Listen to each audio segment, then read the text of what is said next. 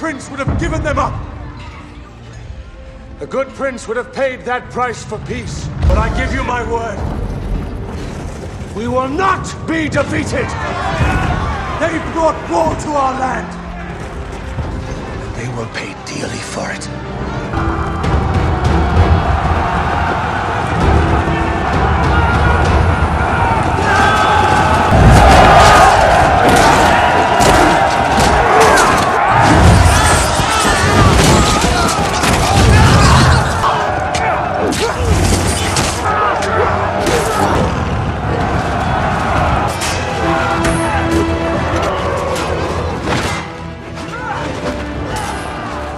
Kamusta kayong lahat? Nandito na naman tayo sa Filipino Chill Recap. At ngayon, pag-uusapan natin ang action, horror film na tinatawag na Dracula Untold.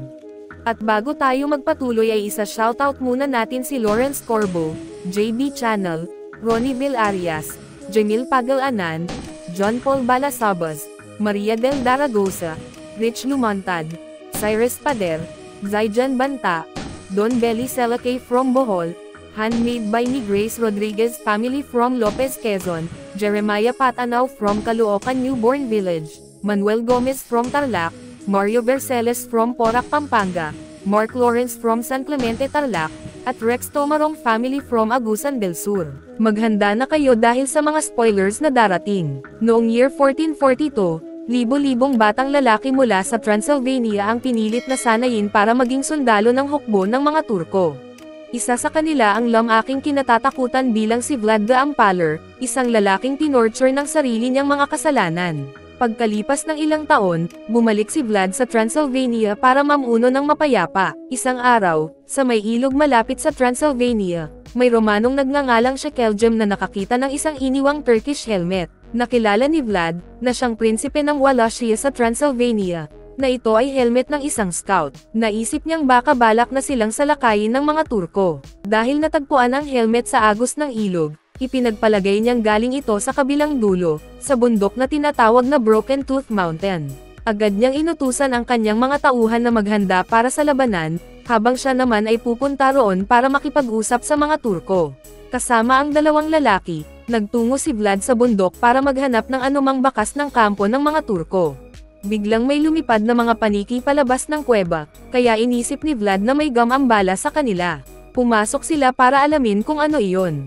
Sa loob ng kuweba, nakita nila ang mga lumang armor at mga durog na buto na nakakalat sa sahig. Biglang may aninong gumalaw at hinigop ang isa niyang sundalo papunta sa dilim. Agad na tumakbo si Vlad at ang natitira niyang kasama, pero nahila rin ito ng nilalang sa dilim. Sinugod ni Vlad ang halimaw at sinaksak ng espada, pero malakas itong tinapon pabalik. Gumapang siya palabas ng kuweba at narating ang liwanag ng araw. Paglabas niya, huminto ang nilalang at umurong pabalik sa dilim. Ang dugong nasa espada ni Vlad ay unti-unting naglaho sa ilalim ng araw. Pagbalik sa kanyang kastilyo, kinausap niya ang kanyang kapatid na si Lucian tungkol sa halimaw sa bundok. Ikinwento ni Lucian ang alamat ng isang lalaking tinawag na vampire, isang nilalang na tumawag sa demonyo para bigyan siya ng kapangyarihan, ngunit kapalit noon ay kinundena siyang mabuhay sa dilim magpakailanman. Pagkatapos, nakipagkita si Vlad sa kanyang asawa na si Mirina at sa anak nilang si Ingeres. Masayang sinalubong siya ng mag-ina, pero napansin ni Mirina na parang may kakaiba sa kanya. Sa kanilang silid, sinabi ni Vlad na mga lobo lang daw ang umatake sa kanya. Ikinwento niya kung paano siya ipinadala sa digmaan noong bata pa siya at kung gaano niya gustong hindi na muling makipaglaban. Binalaan naman siya ni Mirina na kahit sa bahay nila, hindi pa rin sila ligtas. Kinabukasan, habang nagdiriwang sila ng Easter, biglang dumating ang Ottoman general na si Hamza Bey. Inalok ni Vlad ang isang kaban ng pilak bilang alay para sa sultan, pero inakusahan siya ni Hamza Bey na siya raw ang pumatay sa kanilang mga scout. Mariing itinanggi ni Vlad ang paratang at hiniling na tanggapin na lang ang alay at umalis na. Pero ngumiti si Hamza Bey at sinabi na ang tunay na utos ng sultan ay kuhanin ang 1,000 batang lalaki para maging sundalo. Tumutol ang mga taga-bayan, pero pilit pa rin kinuha ni Hamza Bey ang mga kabataan. Nang may isang ama na nakiusap na huwag isama ang anak niya, tinutukan siya ng isang sundalong Turko at muntik ng putulan ng kamay. Agad na pinigilan ni Vlad ang sundalo at idiniin sa pader. Sinabi niya na wala siyang hukbo kaya dapat itong sumunod. Pagkatapos noon, umalis si Vlad kasama ang kanyang mga tauhan at ang alay. Pinayuhan siya ng kanyang tagapayo na si Kazan na gawin ang lahat para protektahan ang kanilang mga tao. Kinagabihan, kinausap ni Vlad ang anak niyang si Ing Erez. Ibinunyag niya na minsan din siyang ibinigay ng kanyang ama sa sultan bilang hostage, bilang patunay ng katapatan nila. Pero ngayon, natatakot siya dahil libo-libo ang mamamatay kung hindi niya ibibigay ang mga bata. Hinimok siya ni Myrina na gamitin ang pagkakaibigan nila ng sultan at subukang kausapin ito para humingi ng awa. Kinabukasan, nagtungo si Vlad sa palasyo ni Sultan Mehmed II. Nag-inuman sila at nagbalikan sa mga alaala ng kabataan nila. Inamin ni Mehmed ang kalupitan ng kanyang ama, at pinuri si Vlad sa pagiging matatag. Ngunit bigla niyang inusisa ang tungkol sa mga batang kanyang hinihingi. Nang tumanggi si Vlad at inalok ang sarili niya bilang kapalit, tumawa lang si Mehmed at sinabing gusto niyang palakihin ang mga bata tulad ni Vlad noon. Tiniyak pa niyang mananatili si Vlad bilang hari, ngunit sa ilalim ng kanyang pangangasiwa. Nagmakaawa si Vlad na pag-isipan pa ito, pero malamig na sinabihan siya ni Mehmed na magkaroon na lang ng mas maraming anak. Pagbalik ni Vlad, nakita niya ang kanyang pamilya sa isang malawak na parang habang dumarating na ang mga Turko para kunin ang kanyang anak. Galit na galit si Myrina dahil binali niya ang pangako nitong protektahan ang kanilang anak. Binalaan ni Kazan na kapag tumutol siya, mag-uumpisa ng digmaan. Nang papalapit ang mga sundalo, lumapit si Vlad pero ibinaba ang kanyang sandata para iwasan ang laban. Nakita ito ng kanyang anak at voluntaryong nagsabing sasama siya, pangakong mabubuhay siya tulad ng ginawa ng kanyang ama noon. Hawak-hawak ni Vlad ang kamay ng anak habang inaabot niya ito kay Hamza Bey. Natawa si Hamza Bey at sinabing inaasahan niyang mas lalaban pa si Vlad. Napatingin si Vlad sa anak niya, sa kamarahang bamulong, sinabing tumakbo pabalik sa kanyang ina. Habang tumatakbo ang bata, biglang sinunggaban ni Vlad ang espada ni Hamza Bey at pinatay ito. Agad na pinrotektahan ni Myrina si Ing Erez habang mag-isang nilabanan ni Vlad ang mga sundalong Turko. Isa-isa niyang pinatay ang mga ito, pero alam niyang mas marami pang darating. Galit si Kazan sa ginawa niya, pero iginiit ni Vlad na hindi dapat isakripisyo ang isang bata. Inutusan niya ang kanyang pamilya na manatili sa kastilyo, at siya naman ay nagtungo mag-isa papunta sa Broken Tooth Mountain. Pag-akyat niya sa madilim na bundok, pumasok siya muli sa kuweba. May boses na bumati sa kanya, ang vampire, pero hindi niya ito makita. Sinabi ng nilalang na wala pang sino mang nakabalik mula sa kuwebang iyon. Napansin niyang napakaraming buto ng tao sa paligid. Biglang pinatay ng nilalang ang sulo ni Vlad kaya napilitan siyang sumugod ng bulag. Sa huli, humarap ang halimaw sa kanya at mabilis na naitabig ang espada ni Vlad. Nararamdaman ng nilalang na hindi takot kundi pag-asa ang laman ni Vlad. Sinabihan niya itong itago ang singsing na pilak dahil nakakasakit iyon sa kanya. Ipinahayag ni Vlad na nanganganib ang kanyang kaharian dahil sa mga Turko at humihingi siya ng kapangyarihan para mailigtas ang kanyang pamilya at mga tao. Ngumiti ng mapanokso ang vampire at sinabing kilala niya si Vlad, ang anak ng demonyo. Pero itinama ito ni Vlad at sinabing ang pangalang, Dracul, ng kanyang pamilya ay nangangahulugang, dragon, hindi, demonyo. Tinukso pa siya ng vampire tungkol sa madyugaw niyang nakaraan bago siya pinang sa pader at tinanong kung ano ang pakiramdam ng magpatay ng libo-libong tao sa pamamagitan ng pagpako. Tahimik na sumagot si Vlad, wala siyang naramdaman noon. Ginawa raw niya iyon para maghasik ng takot, para mapigilan ang mas malaking digmaan, at para mailigtas ang maraming buhay. Ngumiti ang halimaw, saka sinugatan ang leeg ni Vlad, at dahan-daang dinilaan ang tumulong dugo. Ipinangako ng halimaw na tuturuan siya kung ano ang pakiramdam ng maging isang tunay na halimaw, kahit hindi pa niya ito nararanasan. Ikinwento ng nilalang na ang taong nagbago sa kanya ay hinatulan siyang mabuhay sa loob ng kuwebo magpakailanman, ngunit naniniwala siyang si Vlad ang magliligtas sa kanya. Inalok niya si Vlad na uminom, sa kanya kinagat ang sarili niyang braso at panadinak ang dugo nito sa isang bungo habang ipinapangako kay Vlad ang matinding kapangyarihan. Ngunit binalaan niya si Vlad na magkakaroon siya ng walang katapusang pagkauhaw sa dugo ng tao. Kapag nakayanan niyang pigilan ito sa loob ng 3 araw, babalik siyang maging mortal. Pero kung hindi niya kakayanin, tuluyan siyang magiging halimaw, at sa ganitong paraan, makakalaya ang vampire at maghihiganti, gamit si Vlad bilang kasangkapan. Dahil sa matinding desperasyon, napilitan si Vlad na inumin ang dugo. Tumalikod ang halimaw habang nanginginig ang katawan ni Vlad sa sobrang sakit. Pagmulat niya, nasa gitna siya ng ilog, at napapaso ang balat niya sa singsing na pilak. Agad niyang tinanggal iyon. Nang hawakan niya ang bato, bigla itong naduraj, at napansin niyang gumaling agad ang sugat sa kanyang kamay.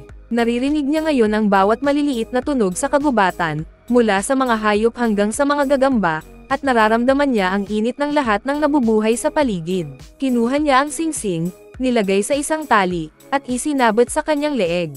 Bigla niyang narinig ang mga pagsabog sa malayo. Tumakbo siya ng napakabilis, halos parang hangin, hanggang sa nagbago ang kanyang anyo, naging isang kumpol ng mga paniki, at pagkaraan ng ilang sandali, bumalik sa pagiging tao. Gamit ang bagong lakas na iyon, mabilis niyang narating ang kastilyo. Pagdating niya, sinalubong siya ng eksenang gyera. Ang kanyang kaharian ay inaatake. Niyakap niya ang kanyang pamilya at hinarap ang mga taong takot na takot.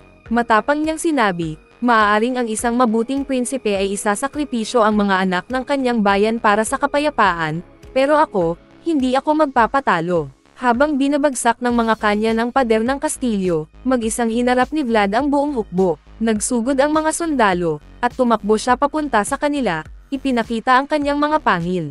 Nilabanan niya ang mga ito ng may lakas na higit sa tao, tinatapon niya ang mga sundalo na parang wala lang, kinukuha ang kanilang mga sandata at pinapatay sila isa-isa.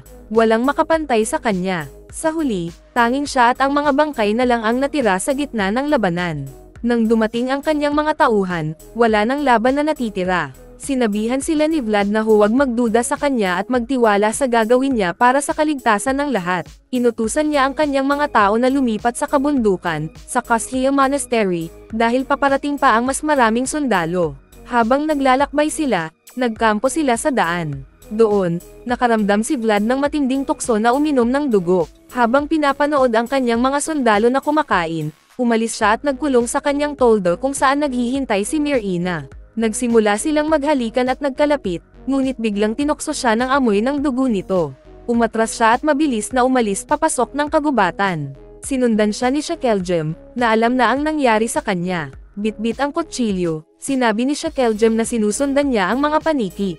Nilaslas niya ang sarili niyang kamay at inalok ang dugo kay Vlad, nakiusap na maging tagasunod niya. Ngunit itinaboy siya ni Vlad, tinulak palayo at matigas na sinabi, lumayo ka sa akin. Kinabukasan, dumating si Mehmed sa lugar ng labanan. Nagulat siya nang makita ang kanyang mga sundalong nakatusok sa mga sibat, lahat patay, pinako tulad ng ginagawa noon ni Vlad. Pagmulat ni Myrina, nakita niya si Vlad na nakayuko at walang damit pang itaas. Nang lumapit siya, nakita niyang nagliliwanag ang pilak na singsing sa dibdib ni Vlad, parang sinusunog siya nito. Nagulat si Myrina nang mapansin na nawala na ang lahat ng sugat ni Vlad mula sa laban. Inamin ni Vlad na siya na ang halimaw mula sa bundok, at ginawa niya ito para mailigtas ang kanilang anak. Para patunayan, pinatamaan niya ng araw ang kanyang balat, at nagsimulang masunog. Hinayla siya ni Myrina palayo sa liwanag, nanginginig sa takot, at tinanong kung bakit niya ginawa iyon. Mahinahon niyang sagot, ginawa ko to para mailigtas ang ating anak. Ipinangako niyang kung mapipigilan niya ang pagnanasa sa dugo, babalik siyang normal sa loob ng 2 araw. Bago umalis, nakiusap siya kay Myrina na pamunuan ang mga tao patungo sa monastery habang siya naman ang haharap kay Mehmed. Naghintay si Vlad hanggang lumubog ang araw, saka siya nagbago ng anyo bilang paniki para hanapin ang hukbo ni Mehmed. Ngunit habang wala siya, inatake ng mga sundalo ni Mehmed ang mga mamamayan. Sa gitna ng kaguluhan, tinangka ni Dmitri, isa sa mga sundalo ni Vlad, na iligtas sina Myrina at Erez, pero napalibutan sila ng mga kalaban.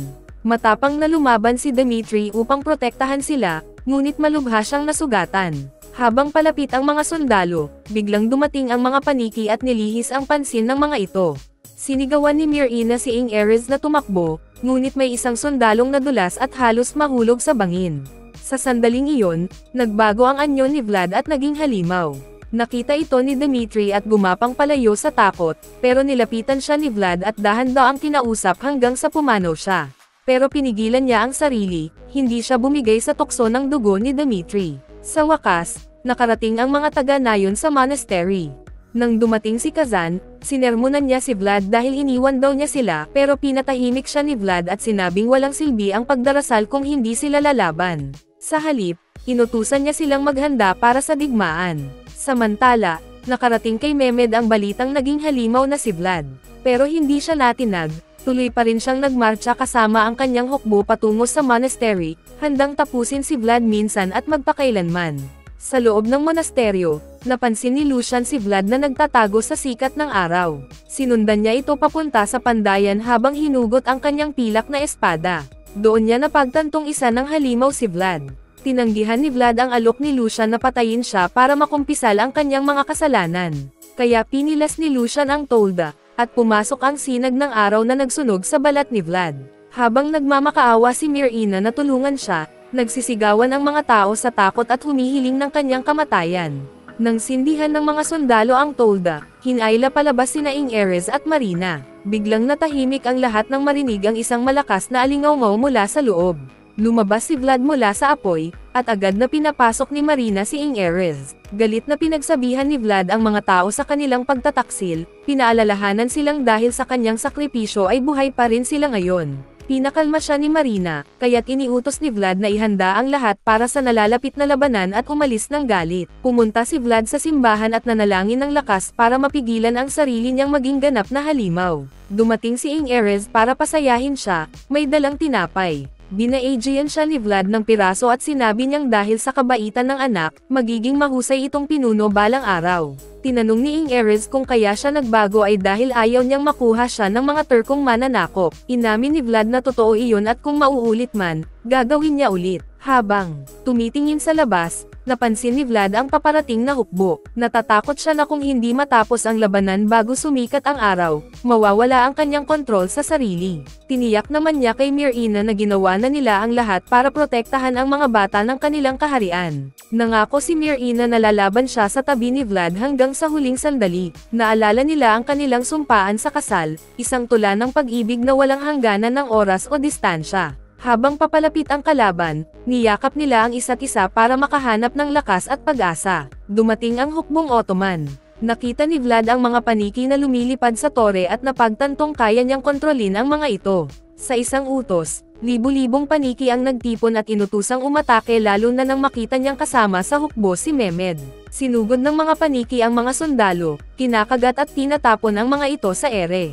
Habang pinapahirapan ng mga paniki ang kalaban, nagtipon pa ng mas maraming paniki si Vlad para durugan ang mga sundalo. Sumabak siya sa labanan at itinapon si Mehmed mula sa kabayo. Ngunit nang susugurin na niya ito, napansin niyang ang suot ng kalaban ay hindi sa tunay na sultan, peke pala. Samantala, ilang piling sundalo ang pumasok sa monasteryo bilang lihim na grupo habang ginugulo ng labanan ang harapan. 3 sundalo ang nakapasok sa silid ni Marina, kaya tumakbo sila ni Ares at umakyat sa tore para harapin ang mga tauhan ni Mehmed. Natagpuan ni Vlad ang katawan ni Mem na nakasuot pa ng uniforme ng sundalo. Sa tore, tinamaan si Marina ng suntok at nahulog mula sa mataas na gusali. Narinig ni Vlad ang kanyang sigaw kaya agad siyang naging paniki at lumipad patungo sa kanya. Habang hawak ni Myrina ang tore at sinunggaban ng mga Turko si Ares, sinugod ni Vlad ang mga sundalo at itinapon ang huling kalaban palabas ng tore. Ngunit nadulas si Myrina at nahulog pababa. Tumalon si Vlad, sinubukang abutin siya, ngunit huli na. Habang pinapanood ni Ares ang kanyang inang bumagsak, dinala siya ni Mehmed sa kabayo nito. Niyakap ni Vlad ang katawan ni Myrina, ngunit binawian ito ng buhay sa kanyang mga bisig. Alam ni Myrina na sisikat na ang araw at mawawala ang lakas ni Vlad, kaya nakiusap siya rito na inumin ang kanyang dugo upang maging ganap na vampira at mailigtas ang kanilang anak. Ayaw man ni Vlad, nagmakaawa si Myrina habang nalalapit ang kanyang kamatayan. Sa gitna ng luha, ibinuka ni Vlad ang kanyang mga pangil at sinipsip ang dugo ni Myrina. Napaiyak siya habang tuluyang naging ganap na vampira, at napalaya rin ang nilalang na unang nagbago sa kanya. Bumalik siya sa monasteryo at nakakita ng isang buhay na sundalo. Pinainom niya ito ng dugo upang maging vampira rin. Isinuot ni Vlad ang kanyang dating baluting dragon na ginamit niya bilang The Impaler, at nakita pa ang ilang nakaligtas. Habang inilibing ang asawa, nangako siyang ililigtas niya ang kanilang anak. Habang lumalapit ang isang malakas na bagyo sa kampo ng mga Ottoman, dumating si Vlad kasama ang maliit na hukbo ng mga vampira upang maghayganti. Inagaw ni Gazen, isa sa mga vampira, ang general ni Mehmed at ininom ang dugo nito. Natagpuan ni Mehmed ang katawan ng isa niyang tagapagtanggol na isinabot ni Vlad sa bandila, habang isang babaeng vampira ang kumakain dito. Pumasok si Vlad sa tolda ni Mehmed, kung saan naghihintay ang sultan na may hawak na pilak na espada at mga pilak na barya sa paligid. Habang naglalaban silang dalawa, pinagmamasdan ni Ares ang laban habang nakatali. Dahil sa pilak, nanghihina si Vlad. Pinagtatawanan siya ni Mehmed habang paulit-ulit na sinusuntok. Binuksan pa nito ang mga supot ng pilak na nagpasunog sa balat ni Vlad. Nang itarak ni Mehmed ang kahoy na patalim, biglang naging paniki si Vlad, at pagbalik sa anyong tao, siya naman ang tumarak ng kahoy kay Mehmed. Bago niya ito kagatin sa leeg, sinabi niyang, "Ako na ngayon si Dracula, anak ng demonyo." Lumabas si Vlad kasama ang kanyang anak, habang nagtitipon ang kanyang hukbo ng mga vampira. Ipinahayag ni Gazan ang tagumpay at sinabing si Ing Erez na lang ang natitirang tao. Ngunit nang sabihing Pain lang ito, biglang napaligiran sila ng mga vampira. Habang haharapin ni Gazan si Ing Erez, sinaksak siya ni Vlad at bumagsak ito. Habang pinoprotektahan ni Vlad ang anak laban sa iba, dumating si Lucian na may hawak na banal na krus. Natakot ang mga vampira sa liwanag nito. Nakiusap si Lucian kay Vlad na ibigay sa kanya ang bata. Habang umiiyak, niyakap ni Vlad ang anak at sinabing mahal na mahal niya ito, saka itinulak papunta kay Lucian. Habang lumalayo si Lucian, umiiyak si Ing Erez na tinatawag ang ama niya. Tumangala si Vlad sa langit, tinanggap ang kanyang kapalaran habang bumukas ang mga ulap at tumama ang liwanag ng araw. Sumigaw si Vlad habang nasusunog kasama ang iba pang vampira. Naging malungkot si Ing Erez, alam niyang hindi kailanman makikilala ang kanyang ama bilang bayani. Kalaunan, itinanghal siyang bagong prinsipe ng Wallachia. Hindi alam ng lahat, natagpuan ni Shakeljem ang katawan ni Vlad sa kampo ng Ottoman at pinainom ito ng dugo, kaya nabuhay muli ang vampira. Makalipas ang maraming siglo, naglakad si Vlad sa makabagong lungsod ng London at nakita ang isang babaeng kamukhang kamukha ni Mirina. Ngumiti ang babae at nagpakilala bilang Nina. Mula sa kalapit na kafe, pinagmamasdan ng vampirang unang nagbago kay Vlad ang dalawa habang magkasamang naglalakad.